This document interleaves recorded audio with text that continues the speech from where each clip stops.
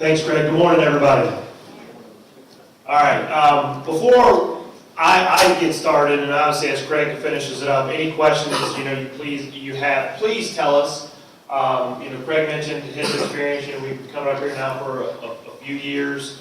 We both come from a school, history. We have been in your seats, both as a coach and eventually both became an athletic director as well. So please, this is our time to hear from you as well. This actually helps us out to know, and I'll kind of go into more depth what I mean by that, because there's a lot of stuff that's not necessarily understood, how things work, how the state, creates rules, and all that kind of stuff. So switching gears a little bit, I oversee the athletic side of things, dealing with your games, your playoffs, and your officials and such. And in addition, those who've gotten a letter from me potentially, it's usually not a good one at times, because when a kid or a coach gets thrown out, that also falls underneath my umbrella as well. So I can answer anything on all of those as well. All right, some new things coming around. Football playoffs. We're in the middle of a classification cycle, a 4-year cycle. The last 2 years here, we're moving into the next 2 years of this cycle. The football playoff structure has changed.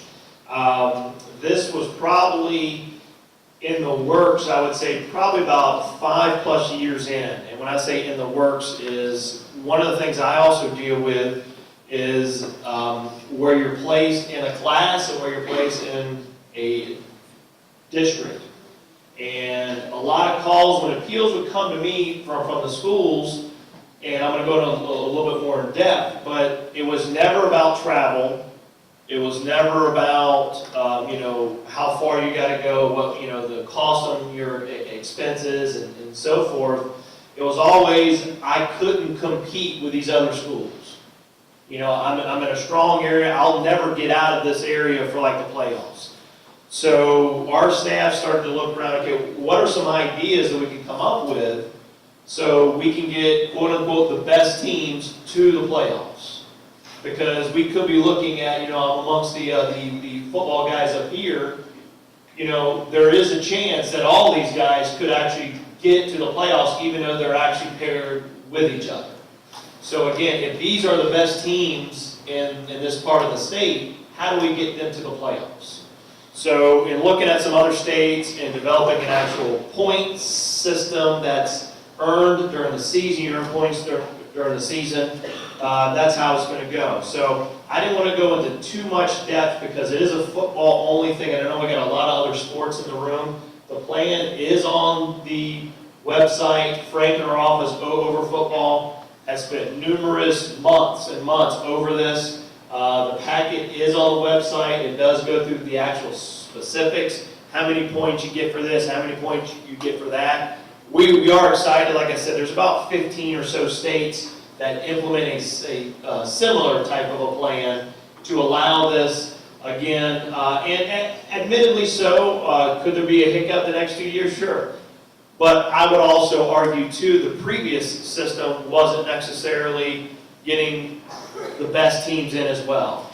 Give you an example, a school that I actually was from, 2 years ago, they had made the playoffs, called me and said, we actually do not want to play in the playoffs.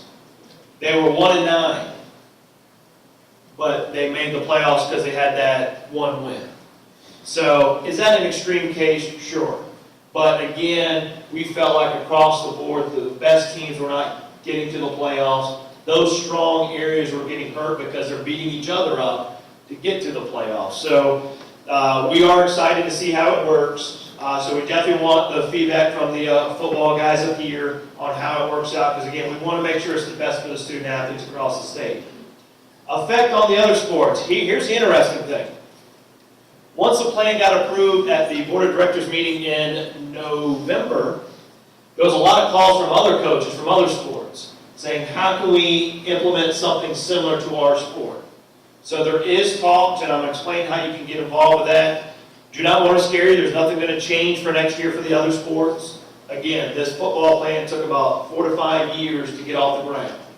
So there is plans in place to try to figure out those. All my track folks here, Ed in our office is doing a tremendous job with that. Those that know track of the Florida Runners site is a very common site for you folks to go on. They're actually working with our office, working with Ed, giving you a forum as a coach to express ideas on how we can improve the state series in track. So again, that's just ideas, and that's the effect it's having on other sports. Like I said, we're very interested to move forward. We're not just going to change to change, but we're not going to not change because we're scared to change.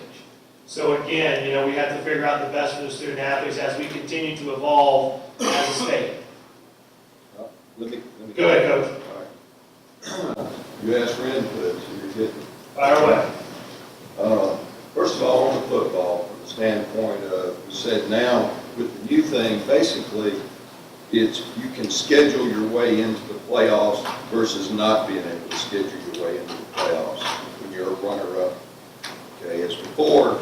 So again, when you're in North Florida, okay, you've got Alabama above you, you've got Mississippi, you've got the Gulf of Mexico on the south. So that's a little bit different than scheduling in Orlando, Jacksonville, and those areas. So that's one aspect of it. So rather, it'll be who can get a better schedule versus, yeah, maybe who wins it on the field, which is under the current situation. So it becomes subjective too on that end. The other thing is, why in the world did we not put anything in there that addresses how many points you get for a 1A school versus a 7A school? So if you beat a 7A school, it's just the same as beating a school with 110 students. And you know, and we can't say we didn't know that because you've got numerous emails from coaches about it. And the third thing, the last thing is, what state did we get this from? We bypassed Georgia, Alabama, Louisiana to get this system. Where do we get it from? There's about, I mean, I can follow up with a list to you to give you the state. I mean, there's several states that have this. Are they basketball playing states or what are, I mean, they're not, obviously not from the South, are they? I'd have to look at where they're at across the country, but I know it was a actual football plan. So whether it's another type state, it's a football plan from other states. At one time, Justin, there was one schools that played up, and now they took that out too. Correct, and that was actually based on the feedback, and the issue with the points, one of the points brought up was, you know, how come you don't get more like points for playing a team in a higher class? From the feedback we actually received from the schools is they felt like that wasn't an appropriate thing because they said there's some 3A schools that are much better than some 6A schools. Yeah, you pull out 2 or 3 examples, but I would say the majority of the time that's not going to be the case. Correct. Sure. All right. All right, thank you, Coach. Yeah. All right, moving on to the next sport. All our wrestling folks here are excited that next year, moving forward, we'll have a dual state tournament. Now, that's something the coaches have been wanting now for years. We're looking to do it. It's going to be in the middle of the season, if you will. The individual tournament will still be at the end of the season, but the the dual team tournament will be during probably the end of January is what we're currently having to look at. We've finalized the plans on our end. We're making sure, obviously, all the T's are crossed and the I's have their dots, and we're going to release that and make sure everyone knows what's going on. So we're definitely excited with that, offering something to this sport, something new moving forward.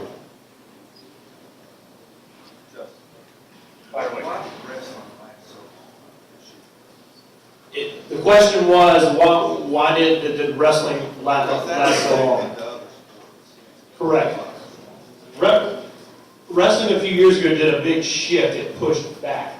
And again, based on the feedback we had gotten, instead of wrestling kind of occurring during the middle of all the sports in the winter, we put it at the end because we heard issues from kids going from the fall sports to that sport, from football to that. They wanted kids to be kind of done with football and then they go into wrestling. Now, the overlap on the spring end, we can try to take a look at those. Are there certain sports that is causing an effect that they're not getting out of that in time for? It just seemed like it extended a lot longer. there was a lot of dead time between district, regional, and then state. Really? Seemed like that. Okay. I might be wrong. I'll have to check, because my understanding is, I mean, unless we had an issue with the calendar, it should have just pushed back the entire thing, and everything kind of stayed in the same format, just did a shift a little bit later in the season.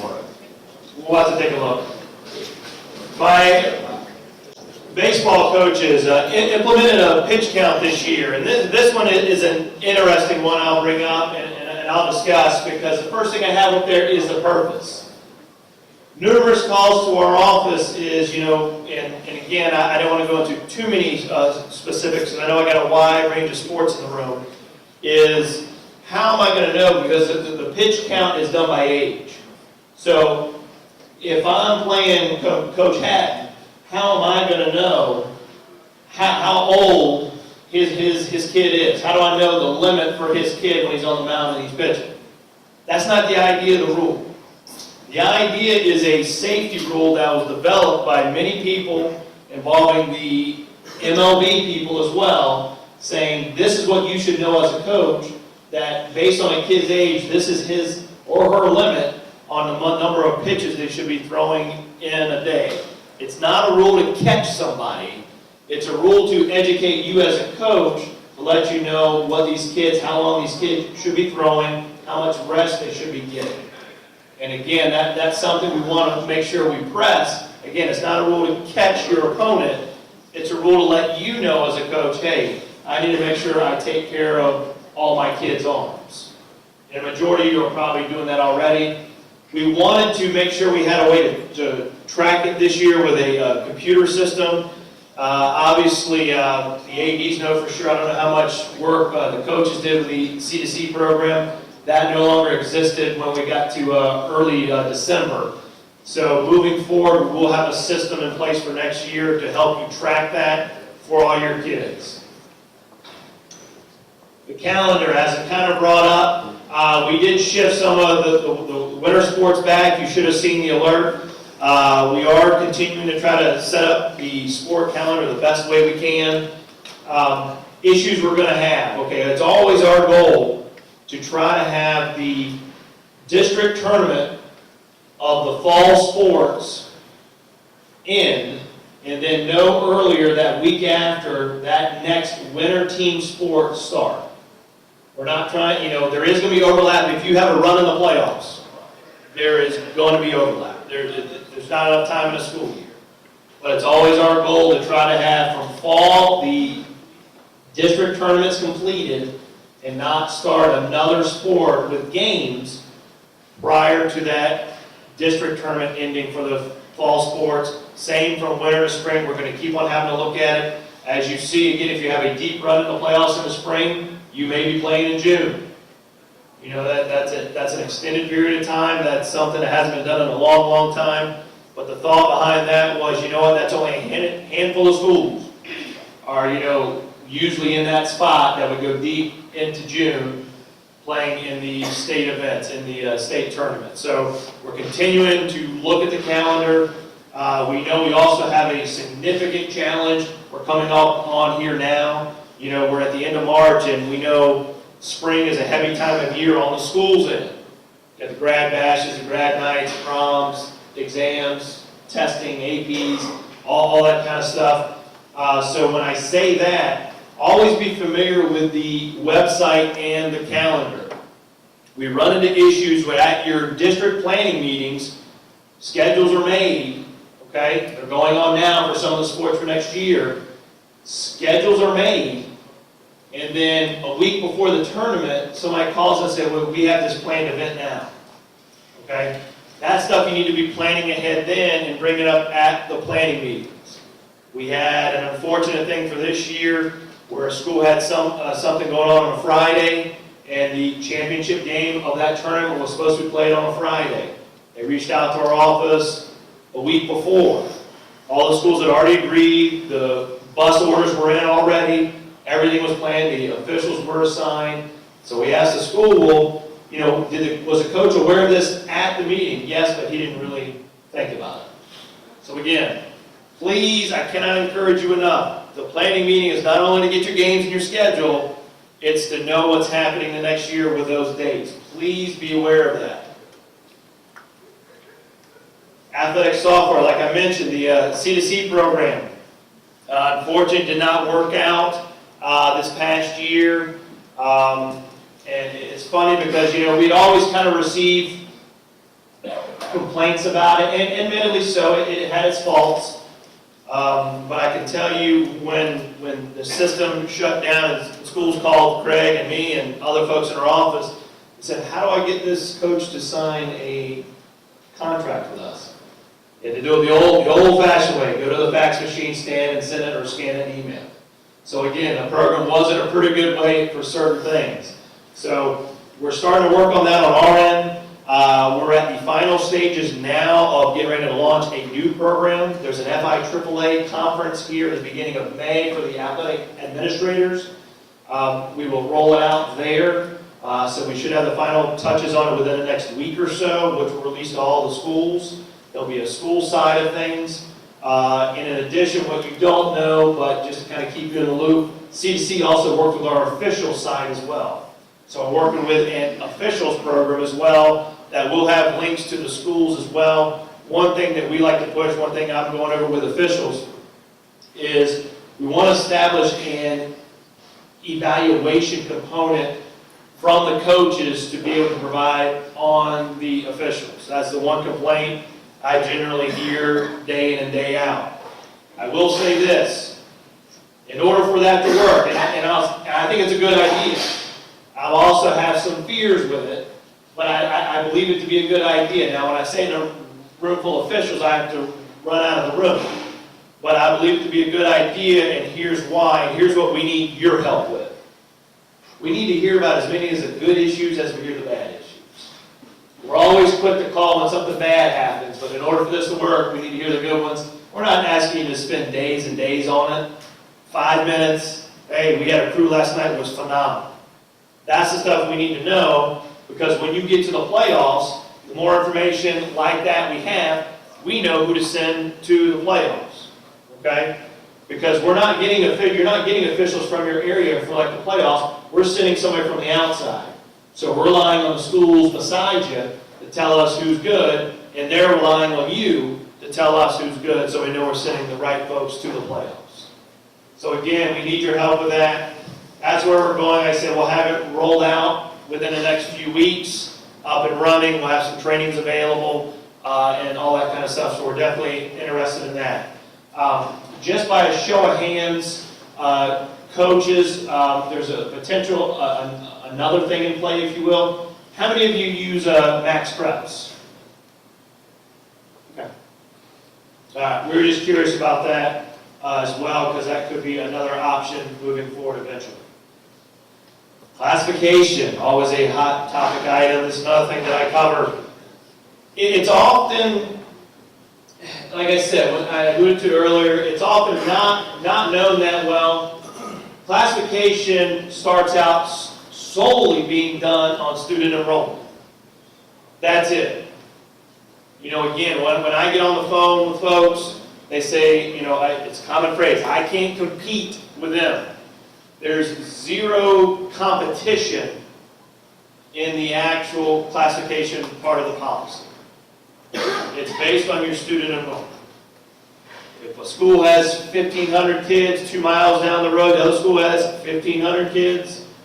One has won the state championship the 5 consecutive years. The other one hasn't won a game in 5 years. They're compared together. Okay? And I say that because I think it's time we try to fix that. Now the question is, how do we do it? How do we offer that school that hasn't won a game the ability to quote-unquote play down, to play with somebody that is equal to their talent or their competition level? How do I offer that, or how do we offer that as a state to all the schools? How do you gauge that? How do you judge that? Do you move them down 1 class? Do you move them down 2 classes? Okay? How do we get to that point? Because again, the competition aspect is not a part of anything as of right now. I'd like to involve it somehow, but we're trying to work that out. So every opportunity I get in front of anybody, I bring it up. Any ideas, shoot it our way. In addition, we use geography. And the third bullet there is having the districts being equal. In a perfect world, we'd have 5 schools in each one. The top 2 will not allow that to happen. Geography and student enrollment always trump everything being equal. Always. Okay, it'll always happen unless something changes inside the policy. And geography is even a tricky thing. Craig and I were talking on the way here on the drive in. And because, you know, when you talk about geography, 50 miles here in this area is not 50 miles. We talked about Orlando a few minutes ago. 50 miles in Orlando and 50 miles here are 2 different things. 50 miles here could be an hour drive. 50 miles in Orlando could be 3 hours. So again, when you look at geography, you look at maps on a mile, it's tough for our office as well to try to work through that. So that's some of the challenges we're trying to work through. We need the input, we need the feedback. And again, you know, you're not going against us, and I'm going to go over that in a second. You're not going against us because we all need to figure it out. All right? Don't ever think you're taking an attack on me because I'm the one who sets it up. I'm willing to hear feedback. You really can't make me upset. You know, you can say something mean or say something rude, but I understand the job I'm in. Okay? I understand the decisions Greg and I have to make at times, and I'll explain a little bit more in a second. But again, we also agree we want the best thing for everybody. The 1A class, I'll put a little note there. That's a very unique class. I know we got some 1A schools in here. How it was created and where it is now is starting to morph a little bit because it was originally set up based solely on looking at school size first because it's got a big gap. You know, you got the small schools around, the smallest school, I think it's like 62 kids. The largest one now is like 598, I believe. That's a pretty large gap. So it was first set up not on geography first, like the other classes. It was first set up taking student enrollment into account, then trying to use geography. So yes, schools are driving by other schools to play other schools. From what we've heard from the feedback is maybe that's not the best way to do it anymore. Maybe geography should be the overwhelming thing. And then you're in the rural division, you're playing like schools, you know, you can work through the enrollment thing. So we're working on that. Again, so that's an issue, and I know we met with the rural schools on that as well, because again, they are a unique class. Sport manuals. This is an interesting one that I just added this morning, actually, because I had a call. Softball coach called me and said, I'm interested in running a fall team for next year. Is that allowed? Sure, it's allowed, as long as you follow the rules. She goes, okay. But I'm only allowed to have half my high school team on the fall league team, right? No. That rule's been gone for about 8 years. So I can't encourage this enough as coaches. And again, you know, we work with the ADs all the time. We don't get a chance to talk to you all that much. And we would love to, but there's thousands of you across the entire state. But the rules change every year. On the sport page, look at the manual. Take a few minutes each year. The highlighted portions are the changes for each year. So if you're a coach and you're not taking a peek at the manual, you're not getting all these changes. So like this coach, if she wouldn't have called, she would only have half her high school team on her fall league team, when she could have, you know, if all her kids were interested, all those kids could have done it. So again, try to stay up with that on the new rules. We also do our best. Show of hands, how many follow us on Twitter? All right, we have a Twitter account. We are all over social media. They don't give me permission to get on there, but we got Instagram, Facebook, Twitter, and I'm not as familiar with all those. But we send a lot of information through there. FHSAA, please follow us. It gives you information. We send it out. We just hired a new PR guy within the last year. Does a tremendous job. We send information out all the time. So again, you know, obviously it's not always quote unquote fun reads, but you know, it'll give you information. So we're trying to reach information. We're trying to reach it the best we can. All right, this is one that's an interesting thing that, as a coach, I never understood it, and admittedly so. I was in my own little world, my own little bubble. I knew there were rules. I didn't know how they were done, you know, and frankly, I didn't really care that much. You know, I was kind of in my own little world. Who is the Florida High School Athletic Association? There's a misconception that it's just the 28 people who work on staff. It's all of us. Okay? As a member of staff, we have zero control over changing any of the rules. Zero. You have more power when it comes to that than we do. All right? There's a representative assembly. There's a board of directors. There's a sport advisory committee for sports. Who here, show of hands, who here is currently serving on a sport advisory committee? I know we have one for sure. Okay? Run for those. Get on those committees. Those committees meet throughout the year, okay, depending on the sport, depending on the timing, and they suggest rule changes and they go through procedures. The basketball committee, like 2 years ago, started a push, hey, we need to look at the calendar. And you know what, I'm happy to say 2 years in now, we're able to accommodate what all they want. Okay, we're able to figure it out. So again, we need to hear from you. You need to get involved. Get on our committees. We need to hear from you. We also have a student athlete advisory committee. Put your students up for that committee to serve on it. The student athlete advisory committee is becoming a real powerful committee because it's interesting to hear from them, and we're bringing items from them, hearing it from the student athlete point of view to our other committees and groups of what they want as students. Because again, that's why we're here. So it's good to give them that voice, so put them up for that. Communicate. Again, like I said, feedback. Coach Hicks, you know, he said, he provided feedback. He knows it wasn't necessarily in a positive manner, but I want him to know that I heard him, and we're going to try to work through this. The last thing we want is anything for you, or to cause trouble for you as a coach, because again, we're all in this together. We all want the same end goal. That's the best for our student athletes, so we need to hear it. So don't be shy, and I appreciate that. And then him and I have worked together the last few years, and we know him and I can talk to each other. Like I know a majority of these guys up here, we can always talk to each other.